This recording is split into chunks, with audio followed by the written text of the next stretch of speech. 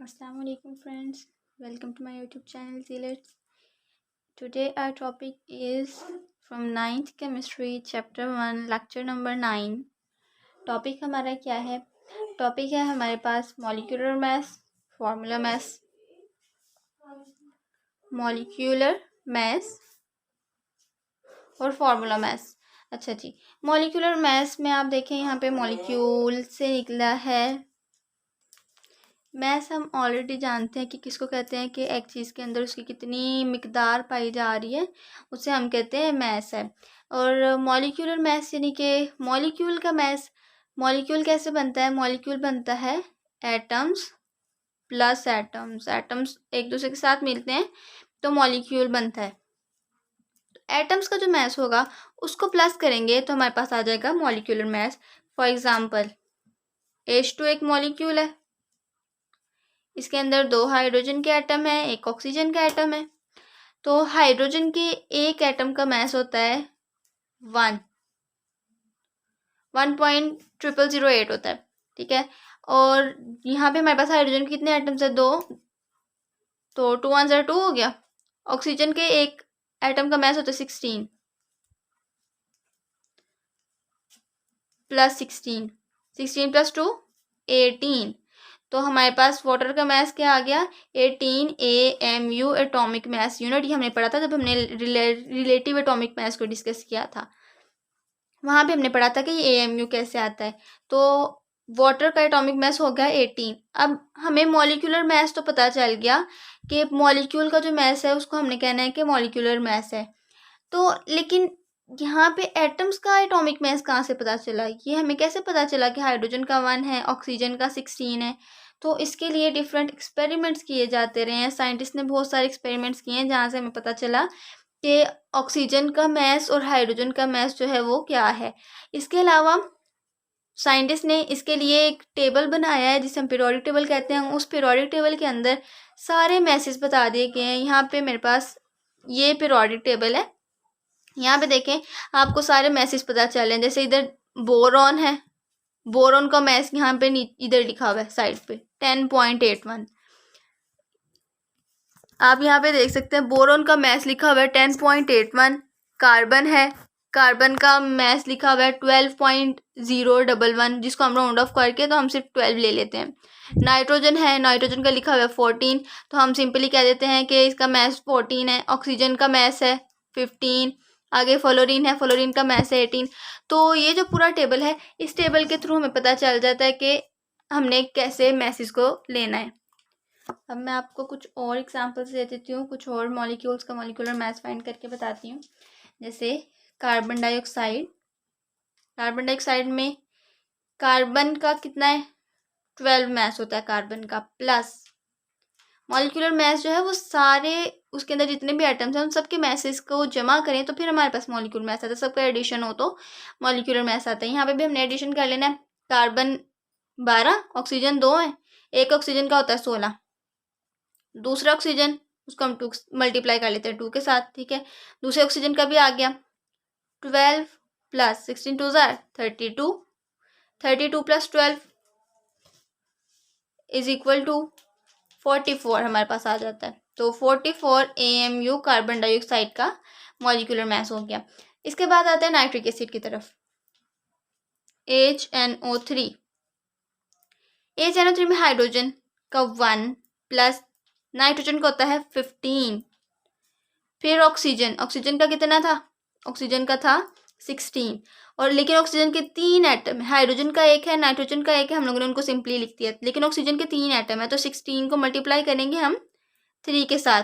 तो 1 plus 15 plus 6 3 18 8 1 carry 3 1 3 और एक 48 हो गया.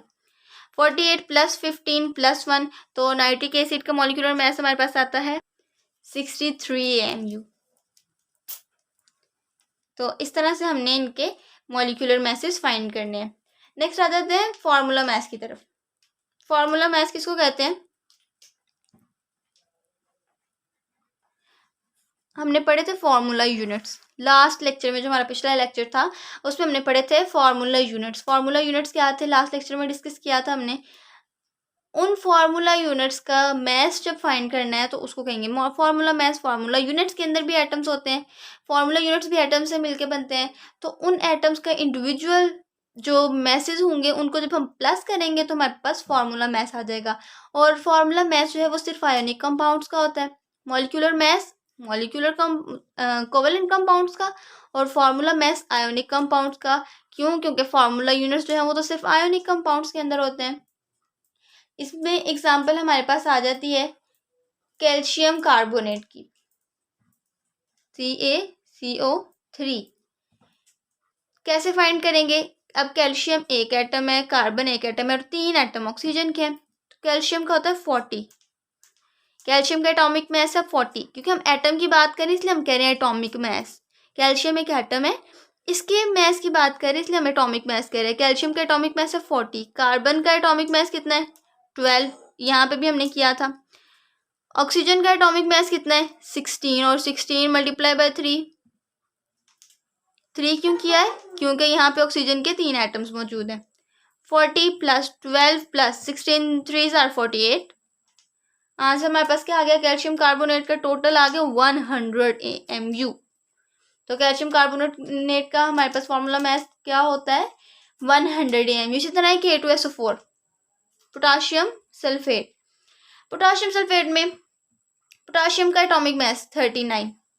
क्या करेंगे? 39 को 2 के साथ मल्टीप्लाई करेंगे। क्यों मल्टीप्लाई करेंगे? क्योंकि पोटाशियम के 2 एटम मौजूद है हमारे पास। प्लस सल्फर का एक ही एटम है और सल्फर का होता है 32 एटॉमिक मास।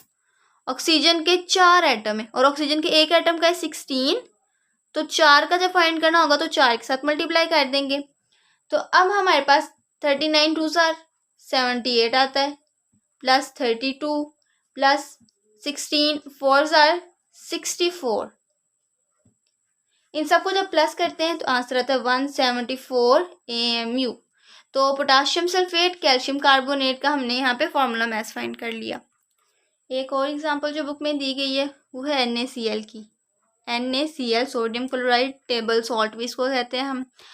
सोडियम का कितना होता है 23, क्लोरीन का होता है 35.5। जब हम इनको प्लस करते हैं 23 + 35.5 तो आंसर आता है 58.5 AMU।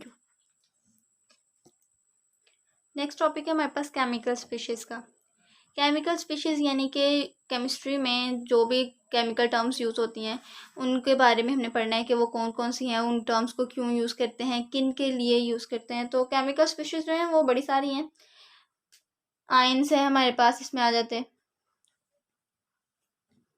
मॉलिक्यूलर आयंस आ जाते हैं जो बुक में डिस्कस किए गए। हम सिर्फ अभी उन स्पीशीज़ की बात करेंगे, आयंस, मॉलिक्यूलर आयंस और फ्री रेडिकल्स।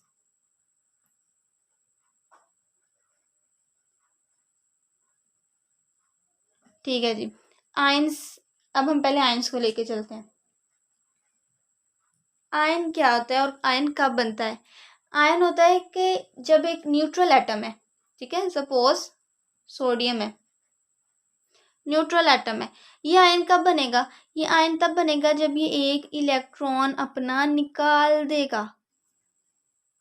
इसने क्या किया? अपना एक इलेक्ट्रॉन निकाल दिया। ये मैंने इलेक्ट्रॉन, ठीक है, इसको मैंने इको इलेक्ट्रॉन लिखा है, और सोडियम ने अपना एक इलेक्ट्रॉन निकाल दिया तो अब ये बन गया सोडियम आयन।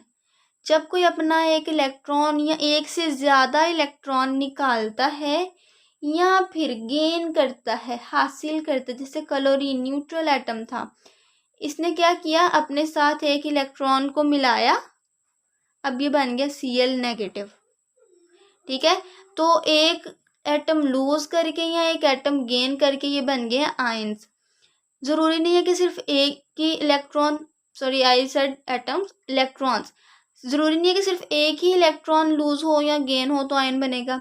एक से ज़्यादा इलेक्ट्रॉन्स भी लूज हो सकते हैं, गेन हो सकते हैं आयन बनने के लिए। जैसे कि कैल्शियम है, कैल्शियम एक इलेक्ट्रॉन ही छोड़ता है, कैल्शियम 2 इलेक्ट्रॉन छोड़ता है। तो जितने इलेक्ट्रॉन छोड़ेंगे उतना ऊपर चार्ज आ जाएगा। अब हमने देखना है पॉजिटिव चार्ज और नेगेटिव चार्ज कैसे आ रहे हैं। जब एक एटम जो है वो इलेक्ट्रॉन छोड़ेगा तो उसके ऊपर आएगा पॉजिटिव चार्ज। जब एक एटम इलेक्ट्रॉन लेगा तो उसके ऊपर आएगा नेगेटिव चार्ज। किस तरह से? कि यहाँ पे देखें, ये है एक न्यूक्लियस, इसके अंदर है सारे पॉजिटिव चार्ज भरे हुए हैं। न्यूट्रॉन और प्रोटॉन होते हैं ना, तो न्यूट्रॉन के ऊपर तो कोई चार्ज नहीं होता और प्रोटॉन के ऊपर पॉजिटिव चार्ज होता है। तो ये न्यूक्लियस के अंदर सिर्फ पॉजिटिव चार्ज भरा हुआ है और बाहर शेल के अंदर नेगेटिव चार्ज है। तो क्या होता है कि जितने पॉजिटिव चार्जेस होते हैं उतने ही नेगेटिव चार्जेस हों तो एटम न्यूट्रल होता है, क्योंकि पॉजिटिव नेगेटिव को कैंसिल कर देंगे तो एटम न्यूट्रल हो जाएगा। लेकिन जब क्या हुआ कि इसने अपना एक इलेक्ट्रॉन छोड़ दिया, ये इलेक्ट्रॉन इसने निकाल दिया अपना, ठीक है, अब ये इलेक्ट्रॉन नहीं बचा, तो बाकी क्या हुआ, पॉजिटिव चार्ज डोमिनेट कर गया। तो इस वजह से जब भी कोई भी एटम अपने इलेक्ट्रॉन को निकालता है तो उसके ऊपर पॉजिटिव चार्ज आता है, क्योंकि पॉजिटिव चार्ज डोमिनेट कर गया है। इसी तरह अगर एक एटम जो है न्यूट्रल था पहले, वो जितने पॉजिटिव चार्जेस थे उतने ही नेगेटिव चार्जेस थे, एक पॉजिटिव है एक नेगेटिव है, इसने क्या किया, एक इलेक्ट्रॉन बाहर से ले लिया, किसी और एटम से इसने इलेक्ट्रॉन ले लिया। अब देखें ये दो हो गए, तो ज़्यादा कौन सी चीज़ है, नेगेटिव वाले ज़्यादा हैं, तो नेगेटिव वाले पॉजिटिव के ऊपर हावी हो जाएंगे, इस पर डोमिनेट कर जाएंगे। तो जब नेगेटिव वाले पॉजिटिव पर डोमिनेट कर गए तो अब नेगेटिव चार्ज आ गया एटम आयन के ऊपर। क्लोरीन था, क्लोरीन ने एक इलेक्ट्रॉन लिया, इस तरह से एक इलेक्ट्रॉन लिया, अब इलेक्ट्रॉन्स की तादाद ज़्यादा हो गई, नेगेटिव चार्जेस की तादाद ज़्यादा होगी, पॉजिटिव की कम रह गई। तो जो सी तादाद ज़्यादा हो गई वो वाला चार्ज ऊपर आ गया, नेगेटिव चार्ज आ गया। अब देखिए दो तरह के यहाँ पे आयंस बने हैं, एक पॉजिटिव आयंस बने हैं, एक नेगेटिव आयंस बने हैं। जो से ये पॉजिटिव आयंस बने हैं इनको हम कहते हैं केटायंस, और ये जो नेगेटिव आयंस बने हैं इन्हें हम कहते हैं एनायंस।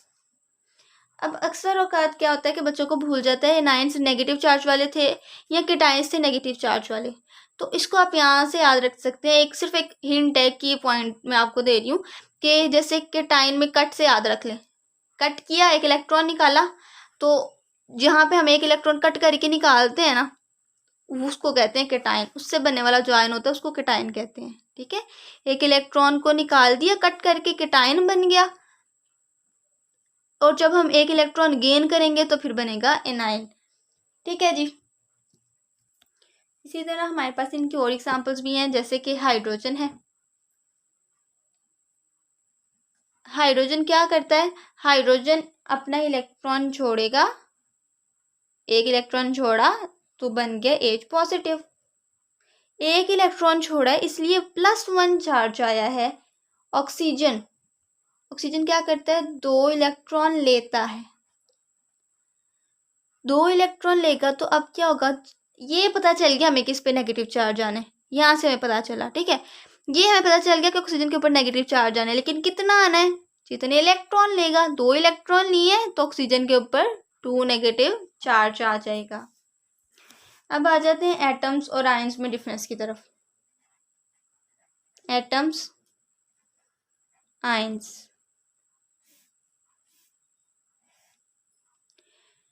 एटम्स जो हैं वो एलिमेंट के स्मॉलेस्ट पार्टिकल्स हैं, ठीक है, एलिमेंट्स के स्मॉलेस्ट पार्टिकल्स को एटम्स कहते हैं। हमने पढ़ा था कि एलिमेंट्स जो है वो जब एक जैसे एटम्स मिलते हैं तो एलिमेंट्स बनते हैं, ठीक है, ये पढ़ा था ना कि एक जैसे एटम्स मिलते हैं तो एलिमेंट्स बनते हैं, इसलिए हम कह रहे हैं कि एलिमेंट का सबसे छोटा पार्टिकल एटम है। लेकिन आयन जो है वो किसका सबसे छोटा पार्टिकल है, आयन आयोनिक कंपाउंड का सबसे छोटा पार्टिकल है, आयोनिक कंपाउंड के सबसे छोटे पार्टिकल को हम आयंस कहते हैं। ये हो गया पहला डिफरेंस। दूसरा डिफरेंस क्या है, दूसरा डिफरेंस ये है कि सबसे मेजर डिफरेंस, एटम्स जो हैं वो न्यूट्रल होते हैं। न्यूट्रल का मतलब क्या है, नो चार्ज, इनके ऊपर कोई भी चार्ज नहीं होता है, जबकि जो आयंस हैं उनके ऊपर बेयर करते हैं वो पॉजिटिव, बेयर पॉजिटिव और नेगेटिव चार्ज, या उनके ऊपर पॉजिटिव चार्ज होता है या फिर उनके ऊपर नेगेटिव चार्ज होता है। तीसरा डिफरेंस, तीसरा डिफरेंस ये है एटम्स जो है ना वो इंडिपेंडेंटली एग्जिस्ट कर भी सकते हैं, इंडिपेंडेंट हो भी सकते हैं, और ये भी हो सकता है कि वो डिपेंडेंट हो। यहाँ पे इंडिपेंडेंट और डिपेंडेंट का क्या मतलब है कि हो सकता है कि एटम जो है वो अकेला रह रहा हो, अकेला रह रहा हो तो वो इंडिपेंडेंट है, जैसे हीलियम है ना, हीलियम ऐसे ही अकेला एटम ही घूमता फिरता रहता है आज़ाद, ऐसे इसको कोई फिक्र नहीं कि मैं किसी के साथ कंबाइन करूँ तो फिर स्टेबल हूँगा, अकेला ही बड़ा स्टेबल है, ये इंडिपेंडेंट है। डिपेंडेंट कौन से होंगे? नाइट्रोजन जैसे, नाइट्रोजन अकेला नहीं ज़्यादा देर रहता, नाइट्रोजन क्या करता है अपने साथ एक और नाइट्रोजन के मिला के नाइट्रोजन गैस बना देता है। जब ये नाइट्रोजन गैस बन जाती है तो फिर ये जो है अब ये अकेला घूम सकता है, लेकिन अब तो ये एटम नहीं रहा, ये तो मॉलिक्यूल बन गया। तो एटम्स जो हैं वो डिपेंडेंट भी होते हैं, इंडिपेंडेंटली भी एग्जिस्ट करते हैं, लेकिन जो आयंस हैं जिनके ऊपर पॉजिटिव या नेगेटिव चार्ज है, तो वो पॉजिटिव और नेगेटिव चार्ज जो है ना वो उनको बड़ा वजनी महसूस होता है, उसको अपने ऊपर रख नहीं पाते, चाहते हैं किसी तरह हम इसको ख़त्म करें। तो वो ख़त्म करने के लिए इनको क्या करना पड़ता है, आयंस को कंबाइन होना पड़ता है दूसरे आयंस के साथ।